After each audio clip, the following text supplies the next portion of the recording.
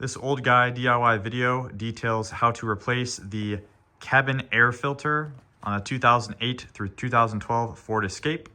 A buddy purchased this vehicle and it's pretty clear that the past owner or owners were heavy smokers. We've hit it with the ozone twice so far for 30-minute intervals and the smell is still persisting.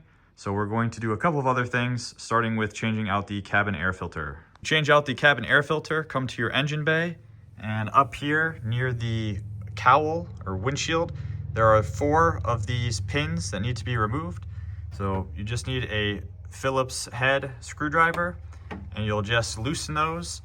I've already done, so you can see there's 4. I've done the far left one and just this little pin comes out. See if it focus. Just a Phillips head, pull 4 of those out.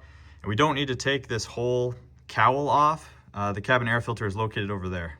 Now that we've got these 4, 1, 2, 3, 4 out, we should just be able to pop this up and the cabin air filter is inside there.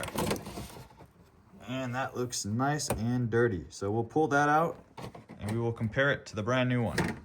Now we've got the old cabin air filter next to the brand new one. Hopefully you can see there's a pretty big difference between the two. If I smell this, ooh, that reeks of cigarette smoke. So that hopefully is going to be a pretty big improvement once we put this brand new filter in there. So again, it's very simple. We're just gonna place it back in the same way it came out.